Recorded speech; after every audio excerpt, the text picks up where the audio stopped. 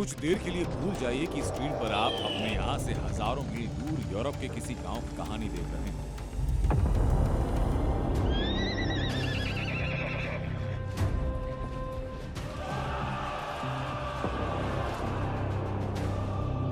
बस इस रोमांच का अंदाजा लगाइए जिसके बारे में कल तक किसी ने सोचा नहीं कि जिस गांव में लोग चैन से सोते थे वहां का कब्रिस्तान एक रक्त रंजित इतिहास का हिस्सा था। जाने कितने योद्धाओं के शव, उनके अस्त्र और उनकी छोड़ी निशानियां इस कब्रिस्तान में दफन थीं। इसकी कल्पना भी नहीं थी। लोग तो अपने परिजनों की कब्र खोदकर उन्हें दफनाकर चले जाते और ये भूल जाते कि कब्र की गहराई के नीचे हॉल्सथुम गांव की जमीन में और भी गहरे राज छिपे हैं।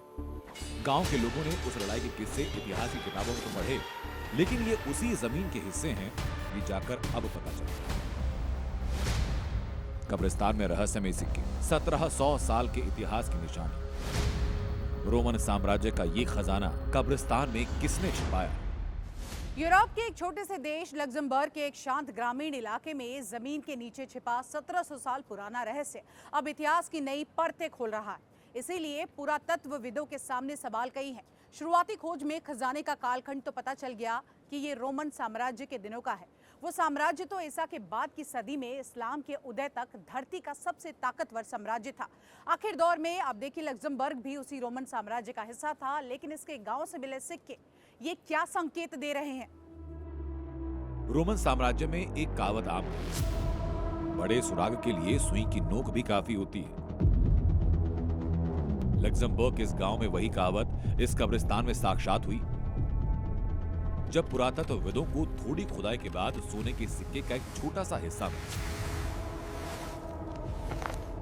वो सिक्का अनुमान से भी ज्यादा पुराना था और इसका यहां मिलना चौंकाने वाला था।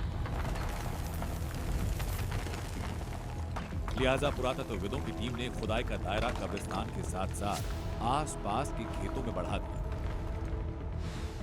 धीरे धीरे खुदाई आगे बढ़ी और जमीन के नीचे से रोमन काल के सोने के सिक्कों का एक बड़ा भंडार सामने आया। ये सिक्के करीब 1700 साल से जमीन के भीतर सुरक्षित थे। हॉल्सथुम गांव के पास मिले रोमन काल के सिक्कों के विशाल खजाने ने पुरातत्वविदों को चौंका दिया। इस खोज को रोमन साम्राज्य के अंतिम दौर की महत्वपूर्ण खोजों में गिना जा रहा है।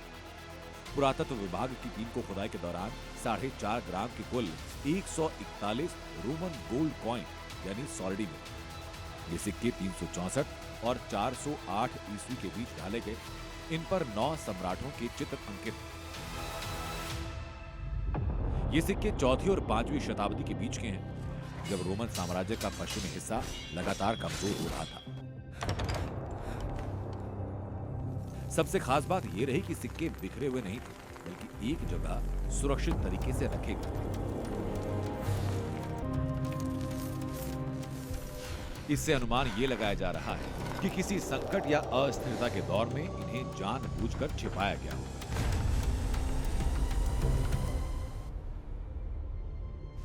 इस ऐतिहासिक खोज की शुरुआत साल 2019 में हुई थी, जब कुछ शौकिया पुरातत्व खोजकर्ताओं को खेत में एक सोने का सिक्का मिला।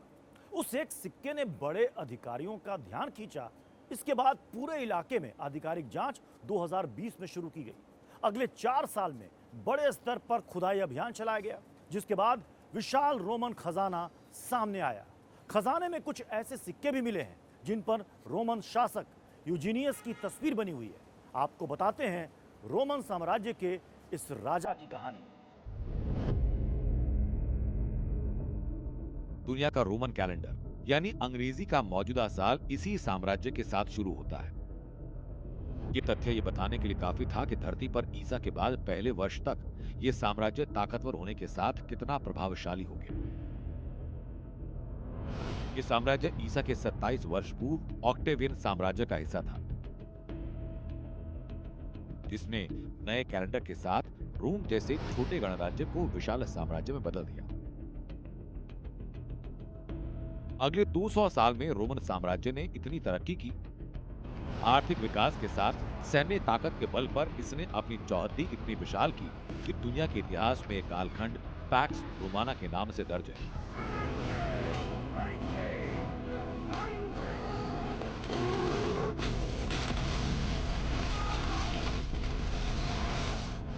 पांचू यानी शांति का समय। ये इतना विशाल हो चुका था कि इसका अंदाजा कुछ इन तथ्यों के साथ लगा सकते हैं। पहली 2 सदी में रोमन साम्राज्य में दुनिया की 20% आबादी थी। रोमन साम्राज्य के अलग अलग प्रांतों में 6 करोड़ लोग रहते थे। इसका विस्तार यूरोप, उत्तरी अफ्रीका, पश्चिमी एशिया के आधे से ज्यादा हिस्से पर था। न्याय प्रणाली, वास्तुकला, इंजीनियरिंग और प्रशासन की नींव इसी साम्राज्य में पड़ी।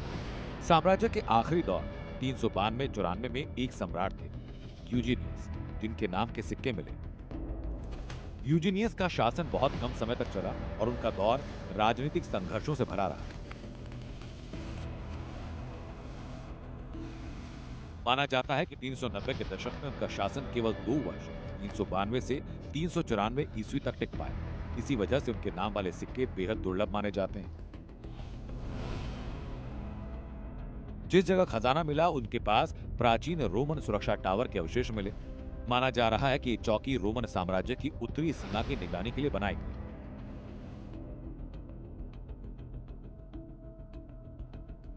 लक्जमबर्ग प्राचीन रोमन साम्राज्य से लेकर 11वीं सदी के पवित्र रोमन साम्राज्य का हिस्सा रहा है।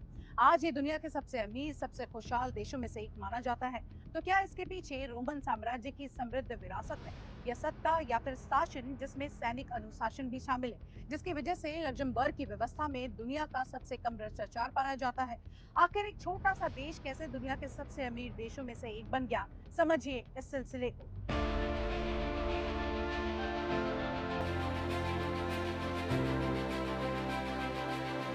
मात्र 2500 वर्ग किलोमीटर में फैला ये छोटा सा यूरोपीय देश लक्जमबर्ग, अगर आप कार से सफर पर निकलें तो कुछ घंटों में देश के एक छोर से दूसरे छोर तक पहुंच जाए।